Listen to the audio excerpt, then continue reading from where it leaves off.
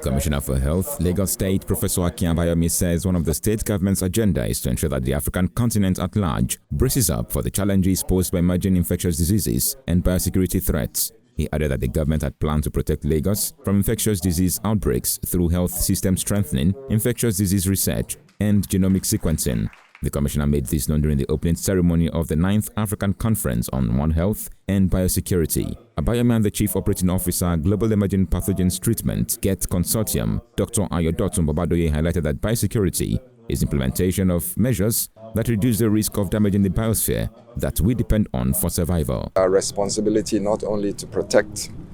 the citizens of this great center of excellence, but also we cannot protect ourselves in isolation, and that if other megacities around West Africa and Africa are falling prey to biological shocks, it will inevitably affect us also in Lagos. And so today we are bringing the awareness of what synthetic biology is to Lagos, to Nigeria, and to Africans and anybody around the world that is engaged in biosecurity,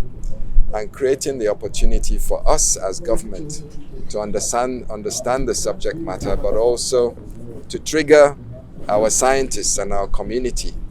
to be more aware of what the products of synthetic biology are, what the benefits could be, but more importantly, what the risks and threats that synthetic biology can pose to us as Africans and human beings. It's very important for us to continue to work with both governments and non-governmental organizations to prevent these emerging biosecurity threats.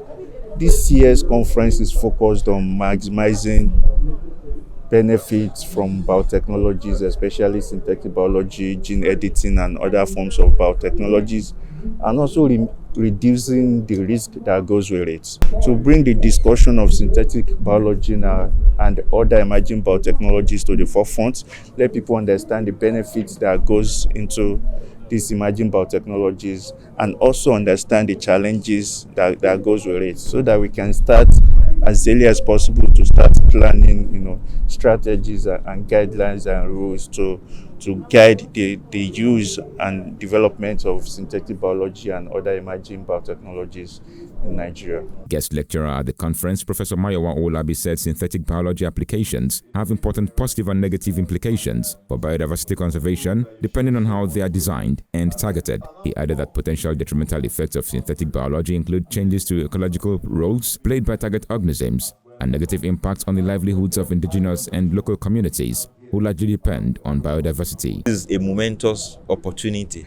for African governments to invest in discovery science, through which they can acquire the power for innovation and novel products, not only to solve African problems, but global problems. And so export solutions to other parts of the globe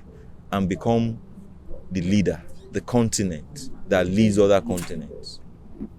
through synthetic biology and other forms of products of scientific investment and engagement. So massive investment in knowledge ecosystem in the educational sector as well as in the health sector, fostering science, supporting science, providing grants, that helps to support new ideas and innovation, exploration of new ideas and innovation, to profile solutions to existing problems and help us not only to conquer the world, but to bring novel solutions that transforms the landscape and perhaps even turn us from humans to possibly even superhumans. Access 24's Daniel Tanimu reports that the theme for this year's 9th African Conference on One Health Biosecurity is maximizing benefits and understanding the risks of synthetic biology and other emerging biotechnologies in Africa.